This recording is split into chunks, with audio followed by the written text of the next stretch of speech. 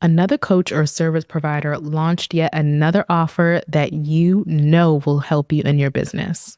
Impulsively, you purchase the offer only to immediately feel overwhelmed because you're on yet another payment plan. This time, you're unable to pay yourself from your business. You didn't realize how this investment would impact your cash, and it shows up in your energy, leaving you unable to even implement what you're learning. You've been investing in yourself consistently because you deserve it, when really you're just emotionally spending, thinking that everyone else knows something that you don't. So if you just invest this one more time, you'd actually see the results that you're desperate for. Today, I want to share how to cease emotional spending for good in your business. Stay tuned. This is the Harmonious Wealth Podcast, where we're breaking online business owners free from chasing every next revenue milestone and instead prioritizing lifestyle and legacy goals so you can finally have the personal wealth to show for your business success. I'm your host, Iyanna Vaughn, fractional CFO and bookkeeper, here to guide you. Now let's start building your financial legacy.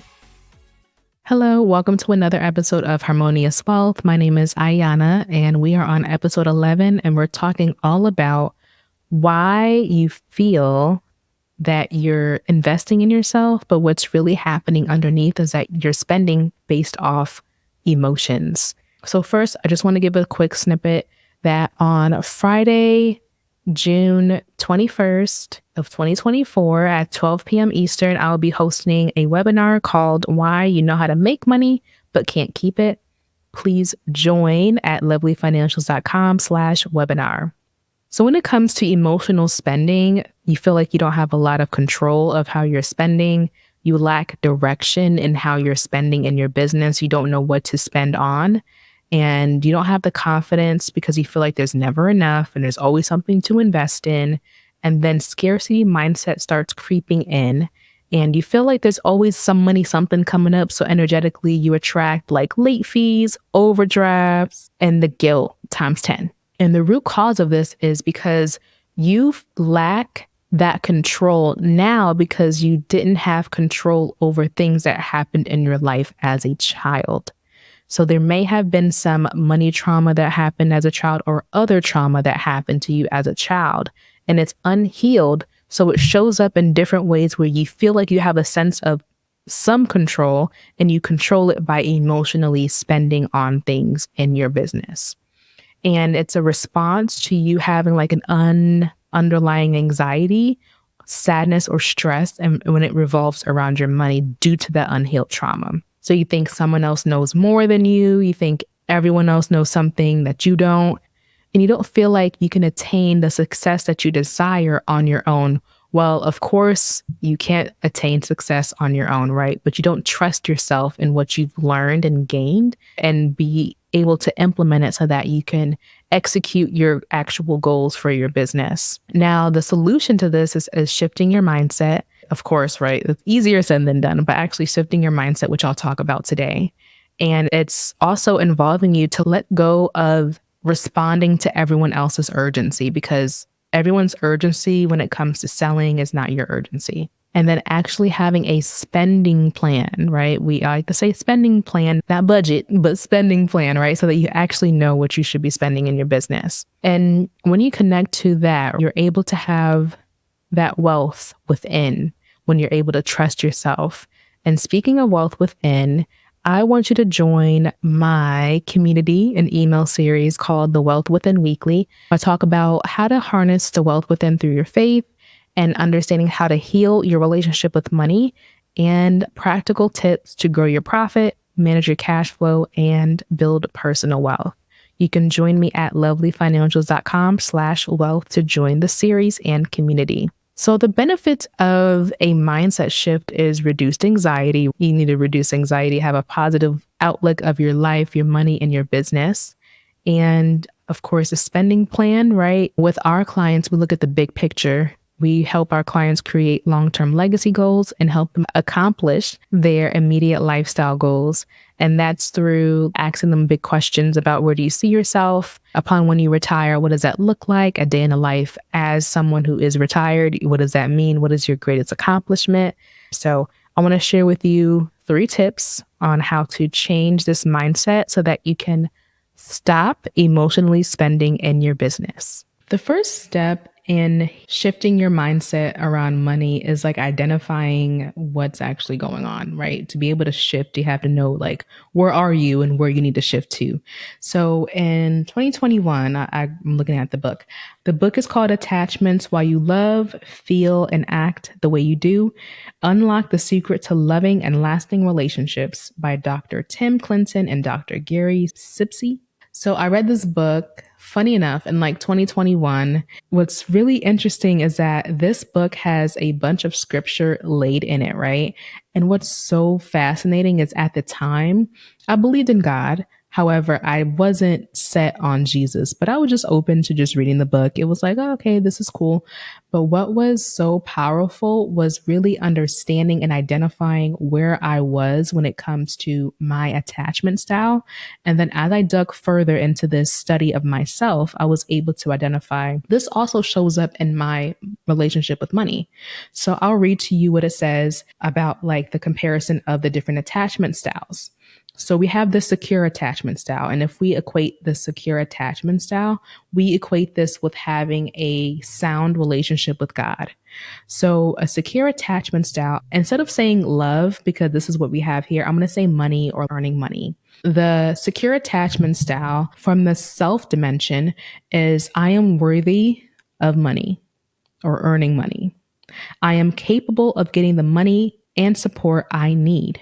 Other dimension, which is with others, right? Others are willing and able to pay me. I'm going to say pay because like money me, no. And then next is ambivalent, aka anxious attachment style. From a self dimension, this person believes I am not worthy of earning money. I am not capable of getting the money I need without being angry and clingy. Other dimension, like with others, others are capable of meeting my needs financially, but might not do so because of my flaws. Wow. Others are trustworthy and reliable, but might abandon me because of my worthlessness. Do you align with this? Let me know in the comments below if you're watching on YouTube or DM me on Instagram. The avoidant attachment style, we know avoid, right? We know. So this person believes I am worthy of earning money. I am capable of getting the money and support I need. The other dimension, others are either unwilling or incapable of being able to pay me. Others are not trustworthy. They are unreliable when it comes to meeting my needs financially. Or let's just leave it at that. Disorganized attachment style. From a self-dimension perspective, I am not worthy of earning money. I am not capable of getting the money I need without being angry and clingy.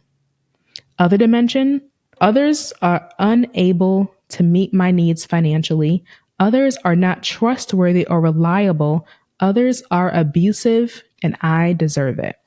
So you can see how disheartening I felt, crestfallen even, when I found out that I have, or had, right, no longer, I had at the time disorganized attachment in relationships as well as money. Up until this point, or what I've been healing from, or what I've received revelation from, is with a disorganized attachment style of someone working with money. What was so interesting is because of childhood wounds, I was able to develop a gift of compartmentalizing, a gift, which really wasn't a gift, of dissociation. So while I was helping others heal relationship with money, I dissociated from my own relationship at the time and compartmentalized, okay, this is a whole separate thing from me serving a client. I kept those two things separate. But what really is important is making sure that you don't neglect yourself. So I don't know what the term is, but when someone is really skillful at helping others, a lot of times they neglect themselves of the actual thing that they're helping someone with. So for example, a doctor is helping others, but then they neglect their own health and then it's. So I wanted to give you permission to identify with me here and relate with me and say, you know what, the thing that I have a gift, I need to exude that gift for myself first and foremost so that I can perform even better when it comes to serving others. So make this pact with me, pinky promise. So now that we've identified where we are attachment style wise, now it's time to shift to secure. I read an article on Psychology Today. It talked about studies show that those who struggle with behavioral health issues are predisposed to emotional spending. So those with like neurodivergence, it's like really popular in online business because I feel like we're just kind of coming into understanding what neurodivergence is. And those who have ADD or ADHD, according to this article, they have a lot of that shiny object syndrome. It's okay, one thing after the next, right? And then those with anxiety tend to purchase emotionally to help alleviate their dis-ease. And then those with depression are unfortunately susceptible to being convinced to invest in things even when it's not a great fit because of low self-esteem. So that's why it's very tricky when it comes to having an online business because your job is to absolutely market and sell your offer, but doing it ethically. From the perspective of me as a consumer, I need to do my own due diligence and making sure that I'm not purchasing from a state of feeling that I'm not worthy of a thing until I invest. Because when you do invest and it's out of emotion, and then you come out of the cloud of that emotional high or like that high that you get when you've joined a program and you realize, okay, this was this really what it was cracked up to be? Or you find ways to kind of just have animosity towards it, right? When you should have done your due diligence and making sure that it aligns with your goals. So my approach to this is really understanding and helping clients understand that your business is a mirror of who you are today. It mirrors things that you haven't dealt with in life today. So say, for instance, I'm working with a client and she's saying there's no urgency and people like buying my program, or and there's no urgency with my clients getting results. And this was an actual conversation with a client. Usually when I'm listening to clients, I'm like actively listening. Before I even forget, I'm writing a note of, okay, this is what you said. And I flip it back. I ask that question back. I'm like, okay, is there anything that you're not sure? Like, how are you showing up in your business when you're selling? Are you showing up with urgency? Because if you're not getting that urgency, chances are you're not delivering that urgency. And it really helped her like say, okay, you know what? That's why. So outside of showing the mirror or putting the mirror on a client and when they're experiencing something financially and mirroring it to how they might be feeling emotionally, I'll practically tell them, okay, if you have a specific investment that you want to do or pursue, here is exactly how it will look on your cash flow. And this is through the third part of our framework, which is highlighting the immediate gaps through a weekly cash flow forecast. So when a client has something to invest in or they want to, whatever they want to do, right? I'll ask them the question of gauging what's the why behind it. I'll kind of put it on the spreadsheet, and then based off of what it computes and how it impacts cash flow, cash on hand, weeks later, months later, they can make an educated decision. Of course, always go to the Holy Spirit when it comes to you investing in things, because what it looks like today had nothing to do with what God said, just point blank, period. Okay. What's interesting is as I've been growing my business, I'm getting back into some of the things that I wanted to do as a child. So in high school, going into college, I wanted to actually be a therapist. My family was like, psychologists don't get money, blah, blah, blah. But girl, what I'm seeing is they saying different. Okay. People have online businesses and therapy is so important. But they pressured me to become a nurse. And I'm like, y'all trust me to be a nurse? First of all, y'all called me Butterfingers all my life. All my life, y'all called me Butterfingers. And now y'all want me to be a nurse? Absolutely not. So I went to healthcare management and I wanted to be a CFO at a hospital, all the jazz, right? But what's so interesting is I'm a fractional CFO to small business owners, but it turns into a bit of life coaching or money coaching when it comes to helping business owners actually heal their relationship with money. So it's kind of interesting to kind of see that full circle. But because I'm not a licensed therapist, I ask these questions and then also follow up with, okay, have you been going to a therapist? How can you kind of like essentially work on this with your therapist further? Because that blurs the line of coaching and consulting with actual therapy. So the second thing when it comes to avoiding spending based on emotion is having a drum roll, a spending plan. Yes, a spending plan. So one thing I see is business owners spending on emotion and they're spending based off of vibes. Vibes are really important. Your intuition is extremely important. However, when you've experienced the negative impact of continuously investing because of that vibe, because of that emotion, there's something that needs to change. And then another thing that I see is there's a lot of you don't know what you should be spending your money on, but you're spending money everywhere else besides understanding your finances. And that has been another thing that I've seen with business owners because there's no provision with how the business is growing or should be growing, or you're spending on things where you might have an issue with sales, but you're spending on leads. I'll talk about that in another episode, but just stay tuned for that. So my approach when it comes to having a spending plan is actually creating one. So first we help our clients create one in our first step of our harmonious wealth framework, and that's through creating a legacy plan. But then we also mix in your immediate lifestyle goals through creating a personal spending plan so that we know what you should be paying yourself. And we have an idea of a customized, unique to you revenue goal for your business. So when we do this, we also look at how can we create, based off of your legacy goals and your lifestyle goals, a 3-year plan for your business. Not one, not a quarter, but a whole 3 years so that you know how your business should be growing within the next 3 years. I want to practice like helping you get out of the weeds of the day to day, right? Which day to day is important, but as a CEO of your company, to get out of this, the weeds of your business, the weeds of the day to day, and look at your business trajectory from a bird's eye view. So one way you could also do a spending plan, like without all the spreadsheets, is through implementing a cash flow system similar to Profit First. I am a profit first girly. However, an issue that I see is you don't know how, like what percentage you are in expenses and payroll and all those different things right now.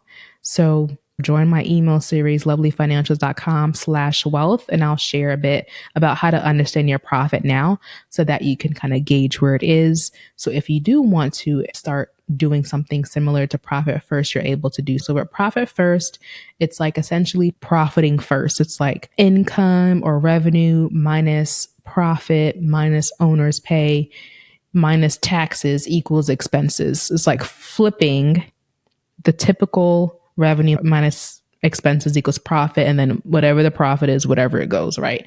So it flips it and it allocates it towards percentages based off of where you are in business, and then kind of gearing you towards a healthy percentage of income for different categories and bank accounts. So the bank accounts include your income account, your tax account, your profit account, your expense account. And then I like to put payroll, owner's pay and payroll like together. Of course, your team is an operating expense, but I feel like your team should be separate to me. So what I like to use the profit account for is like when you want to invest in a program so that you don't miss it in anywhere else in your business. So say, for example, you have a program that's coming up, you just want to pay for it guilt-free when you build that profit account. Swipe, Fruit Ninja, okay, in a good way, not in a bad way. Third way to cease spending emotionally is to stop reacting to everyone's sense of urgency. So this is, I don't know how you will take it. I don't know how anyone will take it, but it's like, of course, we need to sell in our businesses. Of course, there are incentives that we want so that clients can have some type of urgency. It's like, I want my client to do their own work and understanding that, yes, there's a time sensitive component to this. However, I know that this is something that I am willing and want to invest in so that I can get the results that I desire. That's what I want my ideal client to do. Like, I want my ideal client to not base their spending off of emotion, but more so base their spending off of part intuition, part knowing that it's the best fit, and part understanding that they're going to execute on that investment no matter what. That would be a perfect client for me. And I know that's something that you want for yourself. However, that's not always the case.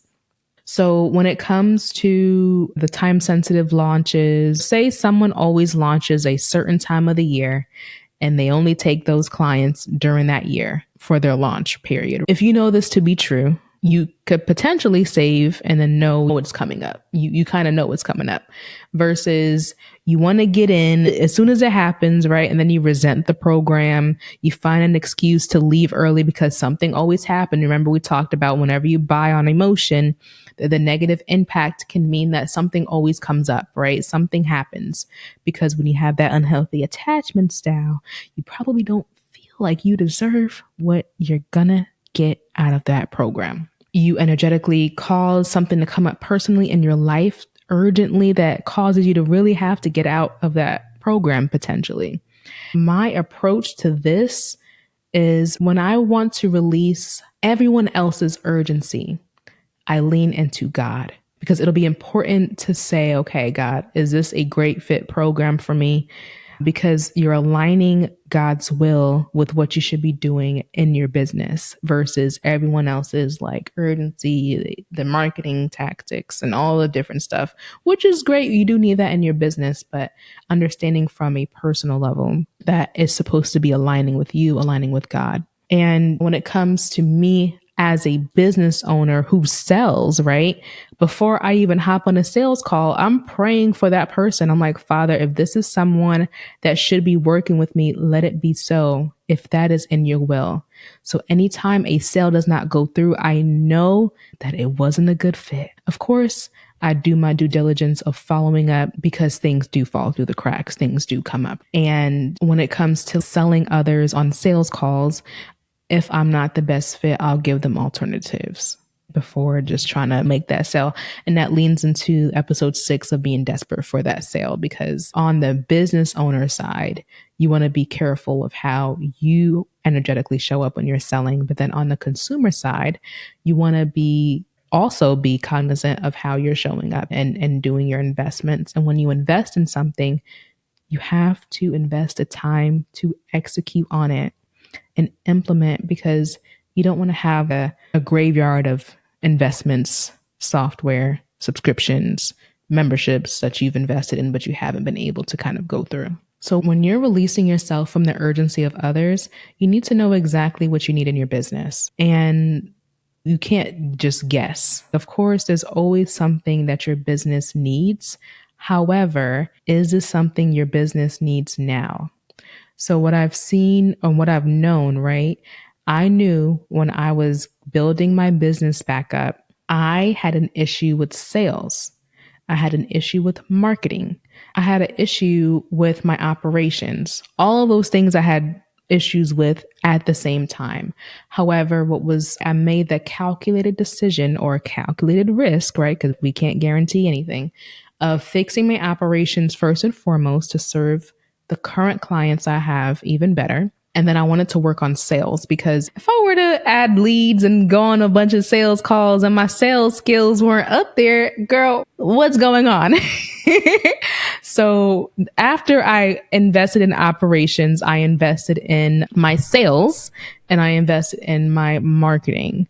And now I want to really hone into launching and building my leads. So all those things strategically for my business in this season, it helped me kind of say, okay, of course I need all the things, but to avoid overspending, I'm able to kind of identify what I need next. And even with that, I'm not immune to overspending as well. But with our clients, when it comes to creating a profit plan, which is in step 4 of our harmonious wealth framework, we outline what will they be investing in. Say, for example, I had a profit planning session with the client and she wanted to, one, focus on growing her savings. And then she also wanted to have like successful launches, but she noticed that she hit a cap on her launches because of her team size. Because of that, we made the decision to say, okay, the month or so before you launch, getting a team member in so that you don't have a cap on how many people you can sell to so that you can have a successful launch. And then we understood how it impacted her cash on hand, her profit, right? And because we knew in advance what she was investing in, she was able to feel really comfortable, even though her launch was months down the line towards the end of the year. So when you have someone working with you on a profit plan, you're able to kind of join together and say, okay, these are my goals. How can I get there? Especially if I have a team, I don't want to be capped. And how can I strategically place team members in place, not too early and definitely not too late? Hope this was helpful. Just to recap, we went over first, shifting your mindset. Then we went over second, creating a spending plan for your business. And then third, we wanted to introduce like a way to release everyone else's urgency and understand exactly what your business need for that season. So I shared 3 ways to fix your emotional spending. Which one resonated with you most? The shifting of your mindset, having a spending plan, or releasing everyone else's urgency from your business? Let me know in the comments below if you're watching on the YouTube version. If you're ready to join a community of women of faith striving to heal their relationship with money, to grow their business, and grow deeper into their faith, sign up for my email series, The Wealth Within. Each week on The Wealth Within, I'll share tips on how to face your money, increase your profit, and manage the cash flow you already have. Go to lovelyfinancials.com/wealth to get started. If you're a woman of faith growing both your business and family and want to release worry around money in your business to build personal wealth and create a legacy, subscribe on either YouTube or wherever you listen to podcasts on.